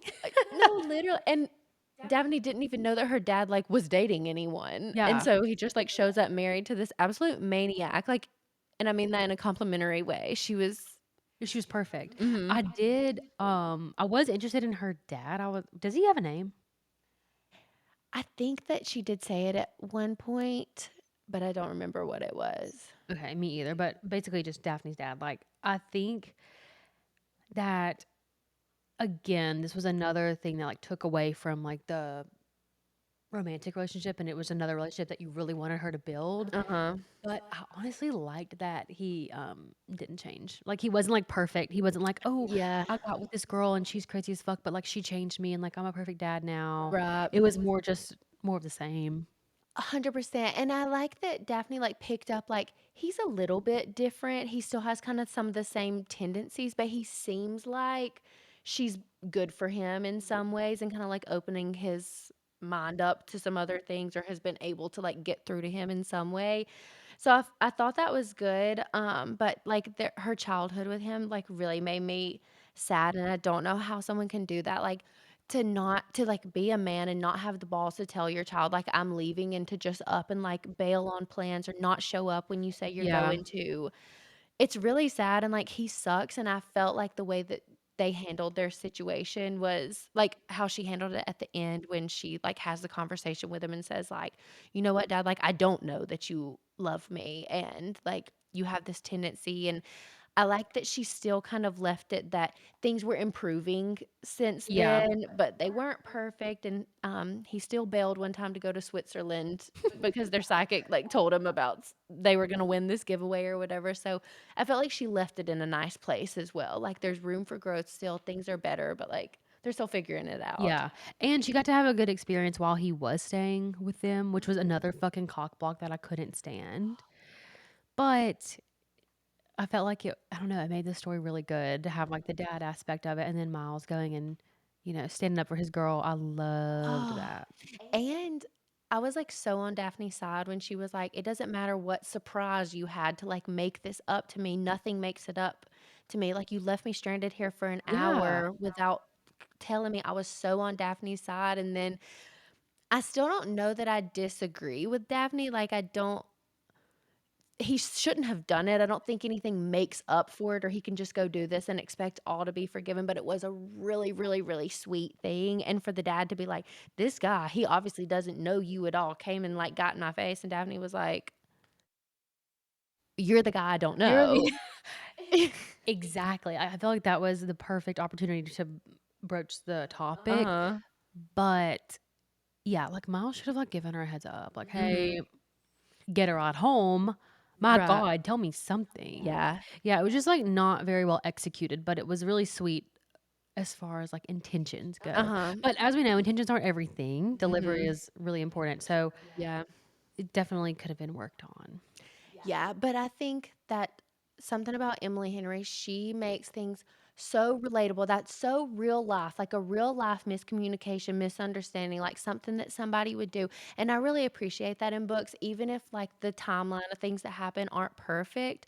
If it's something that would happen in real life, I actually appreciate that more than like the perfectness of the I agree, I story. totally agree, and it was mentioned multiple times that his phone's always dead. Yeah. So it's like, you know, of course it's dead. Why would it be not dead in Right. this moment? So Right. I think I agree, it was very realistic, but yeah, it was just one of the things that needed to happen for the conflict to really, like, bubble up. Yep, totally. So, I think we're gonna move on to one of our favorite parts where we play favorites. Who was your favorite character? Miles. He was just oh, he's so freaking sweet, like, Amazing. just an angel. His backstory, like, broke my heart. I like that we got to see kind of his, like, transformation from heartbroken at the beginning, and which you already kinda hinted at this, like, he's, like, hotboxing in his room and watching was it Bridget Jones's Diary? Yeah, And, and like he's like, do you wanna watch it?" She's like, "Fuck no, turn it down." yeah. We got to see, like, that to him, like, falling in love, and then also kind of, like, going through some things personally with Julia and their mom and, like, coming to the conclusion that, like, he did do a lot for her and he doesn't need to feel bad about her upbringing, like, he's not to blame for things. Um, so I thought it was just, like, a beautiful No, he's perfect. He's yeah. actually perfect. Yeah. Who was your favorite? Ashley. Duh. Such a good one, like, the way she was this close to being my I know, favorite. it was really, really neck and neck, so I'm glad that we both picked the opposite. Yeah. Ashley was everything. Yeah. I would kill to have her as a friend. I want her to be real so Yeah. badly. Same, same. I wanna go to her house, I like, know. Is really she a bad. smoker? I feel like she's a smoker. I feel like she definitely at least vapes. At least, yeah, she was Mhm. I liked her. Yeah. What was your favorite scene? Um, I loved, like, the first kiss at the lavender stand where she, like, runs into Peter, and she walks up to Miles and she's like, "Can I kiss you?" And I loved it was eating it up. She's kissing and she says, like, she can feel his erection, like, pressing up against her, and it's Mhm. like, he was into it. Yeah, you need that, like The reassurance. yeah. Yeah, Especially that it whenever was it's, like, in the spur of the moment, like, let's pretend that we're dating. right. I love that part, and I love that they, like, got carried away, and by the time they stopped, like, Peter was not even standing there anymore. That was amazing. Whenever they looked up and he was gone, at first I was like, "Oh, he didn't see it," but I'm like, "No, he fucking saw it," and then he Mhm. bailed. He saw too He much. saw he saw what he needed to see and he left. Exactly. I loved it. What about you? What was your favorite? My favorite scene was him taking her to his favorite beach. Oh, that's such a good one That was so too. sweet. Also, I'm not sure how familiar you are with Michigan. Only a little bit. It is stunning. It is Okay. actually unreal, some of the lakes well, I guess the lake, Yeah. but some of the views of the lake, they're Uh-huh. like huge cliffs and big trees and, like, Ooh. windy. It's almost Oregon with, like, not pine trees or whatever they are, Okay. like the normal trees. Okay. Oh, it's so pretty. When have you been to I haven't Michigan? been to Michigan. I've seen photos.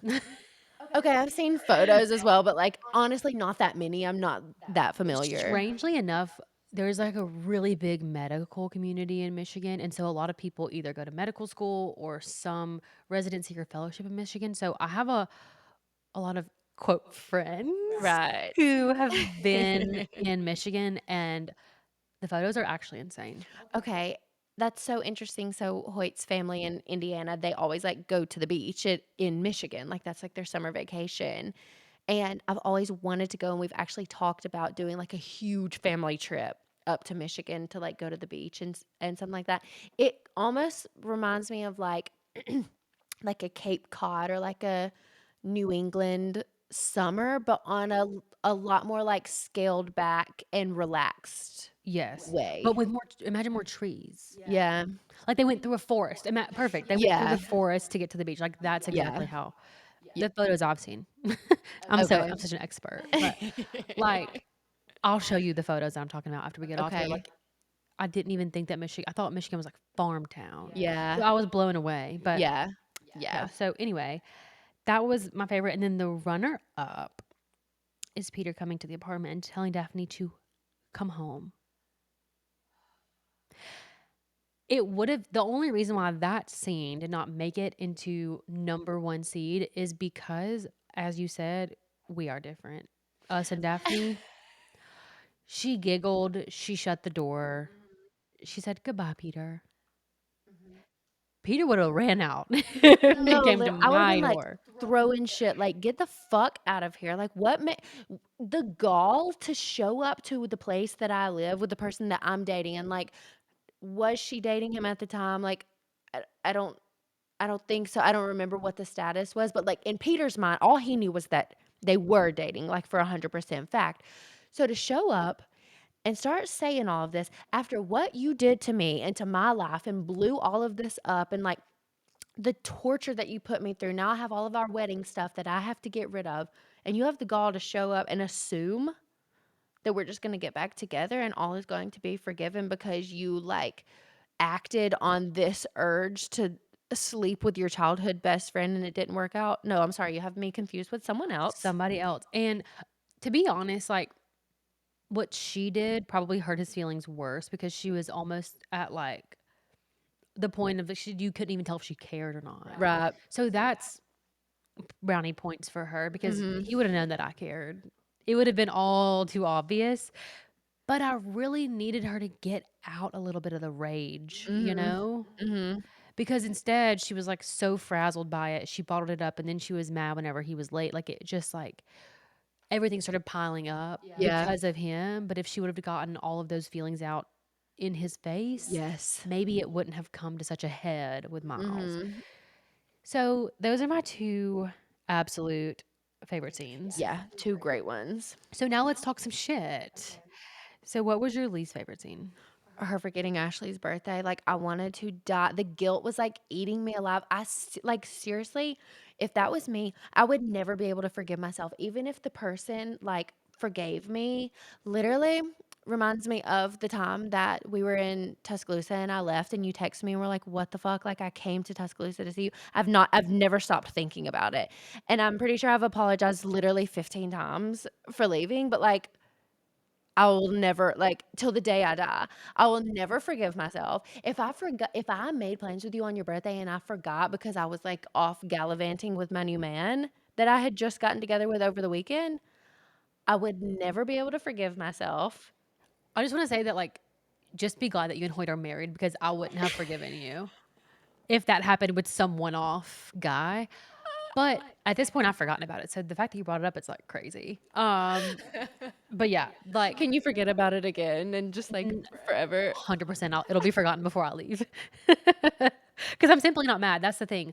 Like, I think Ashley and I are the same in that way, like, she probably will, Mhm. like, never forget about it again, and next year, Daphne's gonna throw this insane birthday party, and she's gonna be Yeah. like, "What the fuck is the big deal?" Yeah. So, that's how it's gonna Yeah, 100%, and it's like, I say that's my least favorite scene, but it's so good. Like, it's such a good yeah. plot point, but it is a sad scene. Yeah, exactly, and it just, like, oh, I wanted to die. Oh, and then, like, on top of that, like, Miles, then she thinks that he's, like, betrayed her, and it's just a bad day for Daphne. Tough day. Mhm. Yes. What about you? What was your least favorite? Least favorite scene is senior prom when they're having their steamy makeout in front of everyone. Everyone's cheering and clapping, and Peter and Petra are like, daggers at them. And she runs out in some sort of panic attack. I wanted her to take that moment and bask, soak it in, really deliver the Oscar winning performance, and then just like, again, feel like you don't even care. Like, pretend like that was just a normal night for you, and having an audience was no big deal, especially that it was Peter and Petra. Like, who gives a fuck? They live here too. Right. I would have loved if that scene had just culminated to be like the perfect night. I completely agree, and what was confusing about so, like, when she ran away, I was like, "Wait, what?" A number of other things could have happened that I wanted to happen, didn't want her to run away, but I'm confused because so, like, after that, they kind of have the conversation about, like, "No, I actually have feelings for you," like, it kind of upsets me that you only kiss me when it's, like, in front of other people because, like, I can't help it, I actually like you, and then he says, "I actually like you too," and then they have this, like, whole makeout session, and then I think they start talking about, like I think he starts talking about his mom at that point to her, or I don't know, they kinda get off Yes, track. they're like in the truck, and then he's like, "Next thing." Yes, and then after that, they don't really talk about what they are, they've just, like, decided that they're better off as friends, but or actually, I don't think that's when it no, that's not when it happened. They had talked about that when they had the makeout on the couch, which was before, and this makeout here, that it just kinda moves on into, like, here's my backstory and the reason why I am the way that I am, and they never act on it again until they This have was before sex. the couch, right? It was like No, this was this? after the Was couch. it? And so I was like, "Wait, so they make out and then they never have a conversation like, okay, so we both agreed that we like each other, but they never acted on it again until literally they had sex." Interesting. Mhm. It was bothersome to me. So that one did not play out the way that I wanted it to go, and I No, that scene was, like it had the potential to be, like, favorite Uh-huh. scene, and then she bailed. Mhm. Yeah. Sucks. Yeah. Really sucks. Agree. Okay, so what's one thing about the plot or the book in general that you hated or would change? Okay. First of all, there were typos in There this were book. 2, I found 2. Maybe there's more, but I saw 2. There was one, a girl's name was E Elda, and at the end, she had a typo and it was Elsa, Yes. which is just crazy. Like, this is like a Yeah. published, like, that was crazy. So, anyway, and I don't really have anything major that I would change, but Emily does this thing, and I had this issue with Book Lovers, which was the first Emily Henry book that I read. She will stop a quote or like a when someone's speaking in the middle of it and say like I said, like we went, I said, over to Ashley's house. And she does that a lot, like stops in the middle of a sentence, and I hate that. The other thing is that the Julia cock blocking, but then I don't love I don't even know what this trope is. I'm just an enemies to lovers girl. I think this qualifies as friends to lovers. I think I think. so. That's Yeah. kinda how I perceived it, at least. Like, Mhm. they became actual friends, and then they developed feelings. Yeah. I don't it's just not my preferred trope in a book. So, nothing major, but You that's what wish I've he was got. an enemy of some sort. I do wish they were Okay. I wish they would have, like, I wish they, like, didn't get along when she moved in or Yeah. I don't know, or they hated each other because of what Peter and Petra had told them about one another, like, I don't know. Yeah. But Daphne's not a character to have an enemy. That's the problem. Like, No. she couldn't possibly. No, yeah, 100%, but anyway, that was mine. What about you? Okay, one thing that I would change is I hate that Peter and Petra did not get married solely because I wanted the wedding scene. Mhm. Yeah, we Imagine the missed it. drama that would have unraveled. Okay. Okay, this is what I wanted. I wanted full blown Gossip Girl wedding. Like they're at the wedding and Peter's having second thoughts and someone calls Mm, Daphne in and he's like, if you don't want me to do this, I won't do it. And she's like, I don't give a fuck what you do. Like they're making out on the dance right. floor again. The families can't believe that they're there together. This is like their big announcement as a couple. Like I would have read 100 more pages about the wedding. Oh my god, you're so right. Like, such a missed opportunity. Such a missed opportunity. And like there was already all of this hullabaloo around their wedding. Like they already sent the invites. They already did um weren't they like plan they already had the date like Labor Day weekend. Yeah. It would have been perfect, and it would have been, like, technically a month-ish before she could have actually applied for that other job, Oh, that's right. and so it would have been, like, a send-off kind of thing, and then, God, there was such potential. Oh, you're so right. And, like And then, like, annulment. uh-huh. Like, they break up on the honeymoon, and they come back, he's, like, got sunburned, he's, like, pissed, he's begging her back, "Please don't take that job," you Wait, know. you're so I right. know. You're I so right. know. Especially because, like, she kinda set you up at the beginning, like, "Okay, they're gonna go to this wedding, like, let's see how it's gonna Yeah. go." And I feel like she maybe could have, like, trimmed the fat in some other places so that she could add in, like, this wedding scene because that would have been, like, a whole portion of the story. You're right. Oh, yeah. So that would have been my change. What a good Like I one. said, call me, Yeah. whatever, Bloomsbury. Yeah. I'm here. I'm available. Yeah. Okay. So what about hot takes? Did you have any? I think I must not have put it on the dock because I think I had one. Okay. Go ahead and tell yours. I'm gonna try to find out on my phone. Okay. Well, my hot take, and I think that people are gonna like die, but I liked People We Meet on Vacation more than this.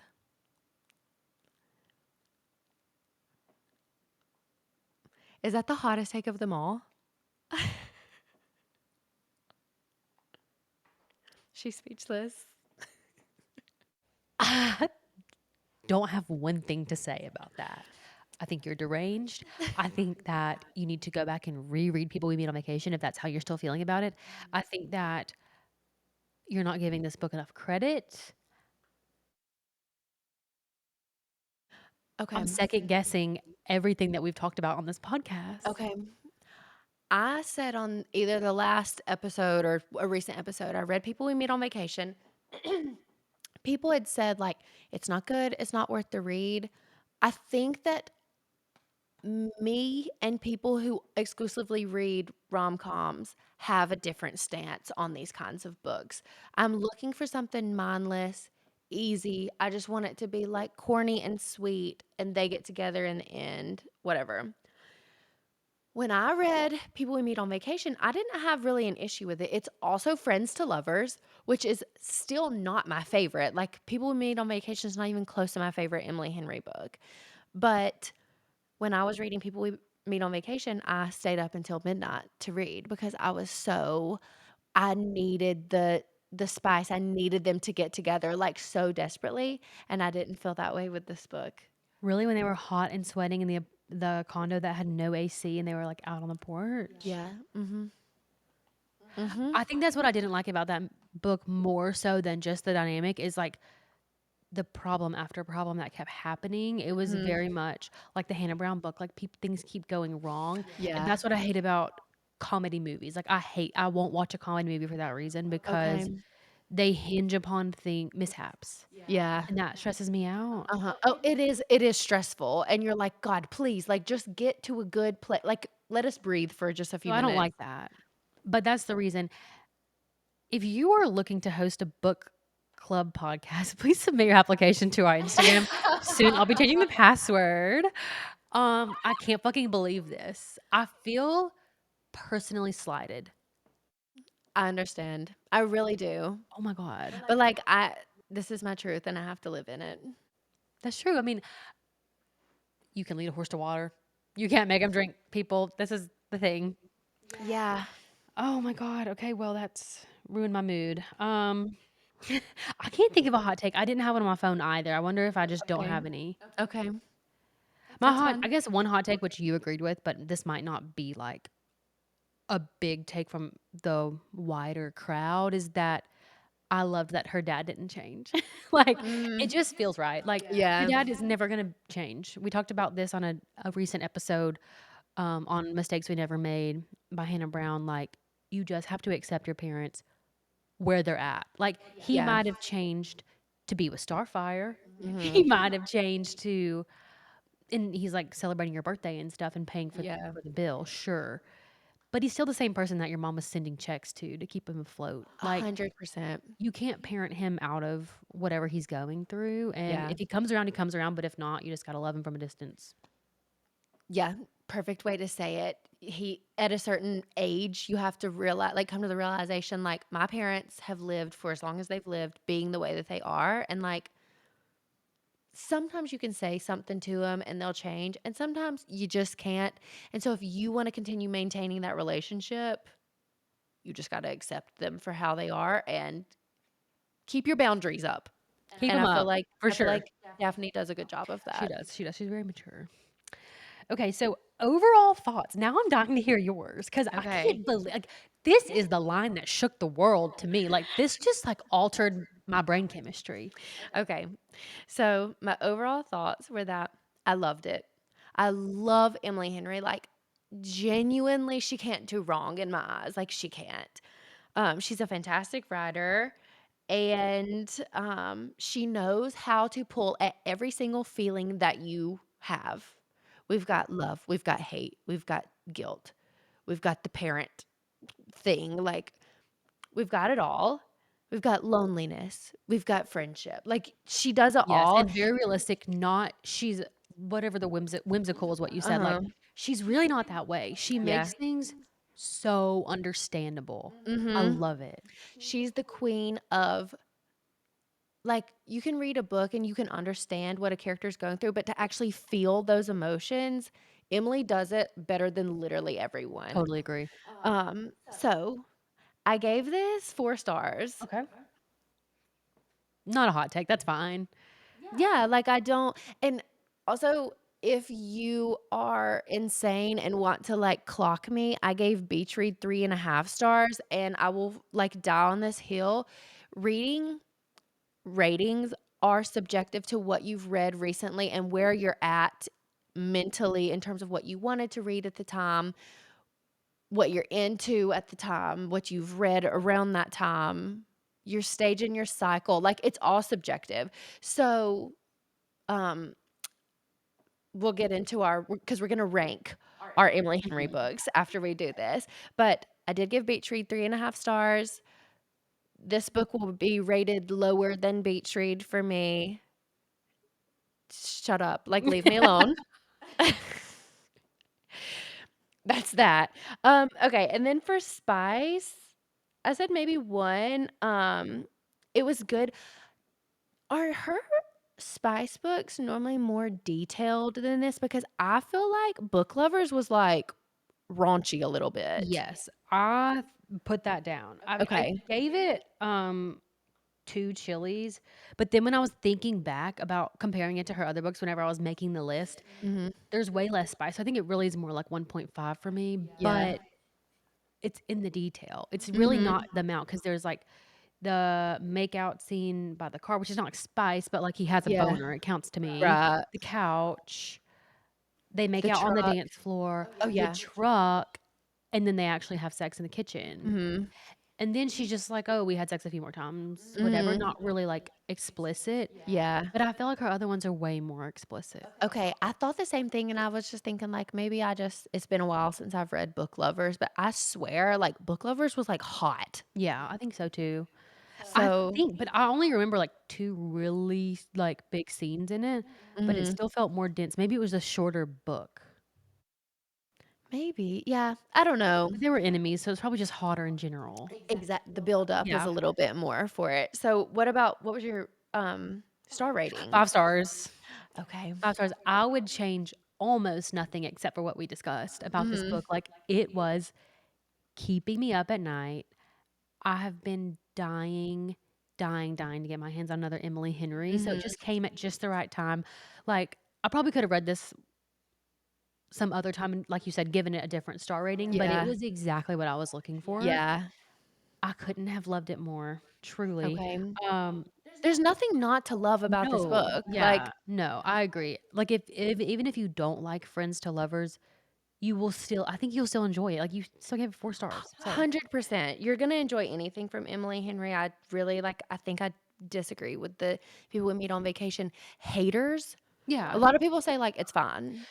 Here's the thing, and I think I've said this exact sentence on a different episode, but when you compare Sarah J. Maas books to Sarah J. Maas books, you're comparing a 95% to a 98% to a Uh-huh. 100% book. Right. With Emily Henry, is the same thing, but a different genre. Like, E Emily Henry's worst book, like, whatever book that is to me is eons better than other books. Me giving 100%. Emily Henry 3.5 stars is out of 5 Emily Henry stars. It's not out of, like Right. it's not out of, like, all you other bitches. Uh-huh. So, I think 100%. that's important context to have. Yeah, totally. So, let's rank our Emily Henry books. There's 5, so we've got, I think the first one was Beach Read, People We Meet on Vacation, Book Lovers, Happy Place, and Funny These Story. are how they were published? I think so, Okay. yes. Okay. First book, Book Lovers. Book Lovers, Duh. obviously. Book number 2, I wanna hear yours. No, I wanna hear yours. Funny story. Happy Place. What? This is my thought process. Happy Place, you need to read when you're, like, a little sad. Absolutely, yeah. And if you do that, if you're a little sad when you read Happy Place, it is mwah, like chef's kiss. Book Lovers, you can read it any day, anytime, any weather. whatever you wanna Just a do. little every day. If you need to read Mhm. it every couple days to remind yourself, that's it'll still hit. Exactly. So, that was kind of my logic for putting Happy Place second. Okay.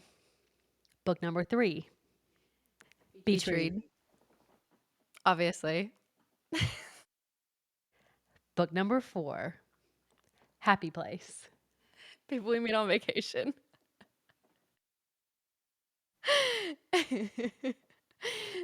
Book number 5, people we meet on vacation. Funny story.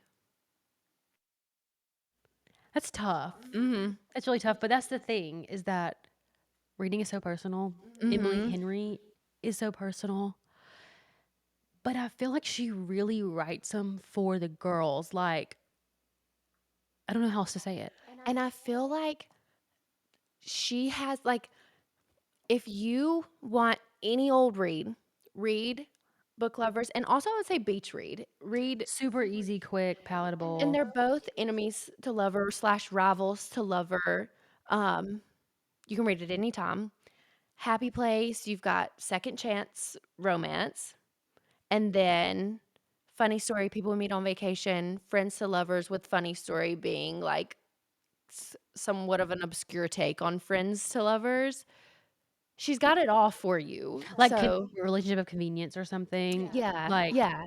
not even I mean, they are technically friends lovers at some point, but it I starts guess out not that way. also like fake Fake dating. dating, yeah. So, yeah, she really makes him for everybody, and her writing style, God, if this is your first Emily Henry, buckle up because the best is yet to come. Oh, Book Lovers, I could like wax poetic. It's so good. So motherfucking good. So yeah, that's our ranking. I can't believe it was so different. I really thought I was like, I don't even know why I'm typing this out. Hers is gonna be the exact same. Ooh.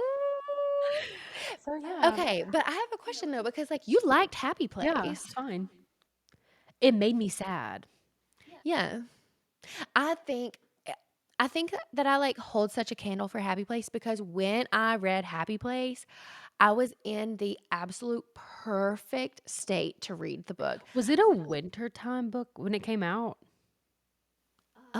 We It's been in the lived last year because, I talked about it with it was last summer.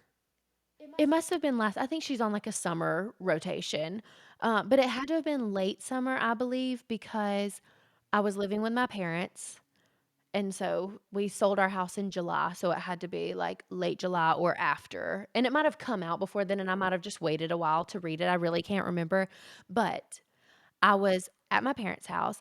I remember I was, like, maybe, like, 2 or 3 days before I was about to start my period, so, like, really, like, in the throes of Wow, that one hormones. time. Yeah, and also, I was away from Hoyt. He was living in Birmingham, and I was, like, living at my parents' house an hour away, and I was just, like, missing him, and it was just kinda like a It was a somber hour. yeah, it was Sometimes it feels really good to wallow, but, like, totally. not in your own way, like, you're wallowing through someone else's misery, and yeah, it really And is I the don't best. wanna say that Happy Place is, like, sad. There's not, like It's not I miserable, it's not super sad, but it's definitely someone said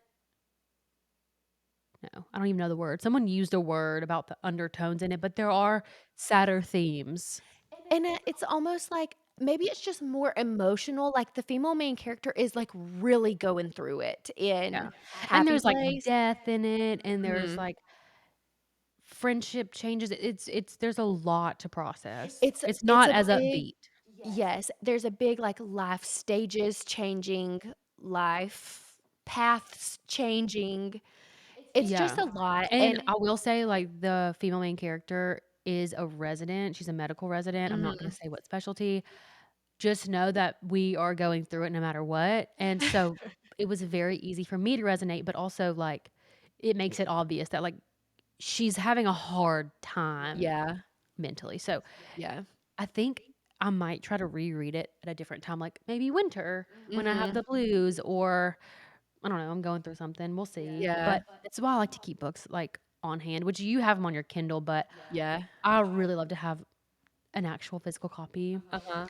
Oh, with the move, we have 2 bookshelves, and we were selling the actual bookshelves, but I was like, "What should we do with our books? Should we, like, donate them?" And Jake's like, "No, we read these. We need to be able to look at them and, like, see what we've read." Like The 100%. only reason I buy them is so that I can then look at them. So, it'll be nice to be able to just grab one whenever I need, Yeah, but seriously, any of them will hit. 100%. It's summertime. Go for beach read. Go for funny story. Like, this was a great summertime read. Agree, yeah. Book lovers, though, I'm telling you, like, stop putting it off. Do it today. I Mhm. think most people that will watch this episode probably have already read Book Lovers because I think Yeah. it's just her best. Everyone agrees that it's her best, so that's probably where they started.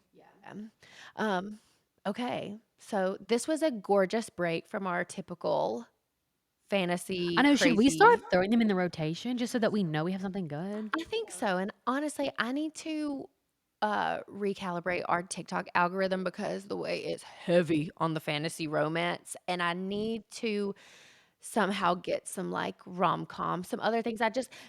I'm up with what's popular, like what everyone's reading, but I don't necessarily know the like more intricate authors or I don't Like know. someone that we is reliable, we know they're good. You mean Yeah. like for this type of book? Yes. Yeah. So we need to throw that in there, and obviously, please always send us suggestions. We're always looking for Yeah, that, open the but DMs at Girlies of the Club on Instagram. yes, we do need to let everyone know what our next book is going to be. This book, I got recommended, like, off of TikTok. It doesn't have that many ratings and reviews, but I've every single review I have seen of it has been very, very good. This girl that I rely heavily on, she tends to like a lot of the same books, rated it 5 stars, I think like 2.5 chilies, and she was, like, just gushing over this Okay, book. that makes me excited. Yes. I don't actually know if this book is KU, and I could look really quickly. It probably is because I think it's, like, an independent author. Okay, it is. It's a little bit longer of a book. I think it's like 600 something pages, but we can do it. So, okay, without further ado, the next book is called Till Death by Miranda Lynn. That's Lyn. And it's a standalone. So, we're not throwing you guys into a new series that's not finished again. So, this will be nice. It should come to like a very nice close at the end. I don't know literally one thing about it. Again, I've not read the synopsis. I'm not going to read the synopsis, but I'm excited about it. So, Well, I'm excited if you're excited because I have no clue mhm. what even the cover looks like. So this is gonna be a fun little adventure for me, Yeah, and I can't wait. yeah, absolutely. So, I think that's got us, unless you have anything else. No, I think that's it. Thank you guys so much for tuning in to our second rom-com here at The Club. We love having you guys. Make sure to subscribe to our YouTube channel if you prefer to watch us there. And if you want to give us a follow on iTunes, is it still called iTunes or Apple something? Apple Music. Yeah, podcast? I don't know. I have Apple no idea. Podcasts? Who fucking knows? Apple, Spotify. If you get your podcast anywhere else, we are also there. And thanks so much for tuning in. We'll see you guys next time. Bye. Bye.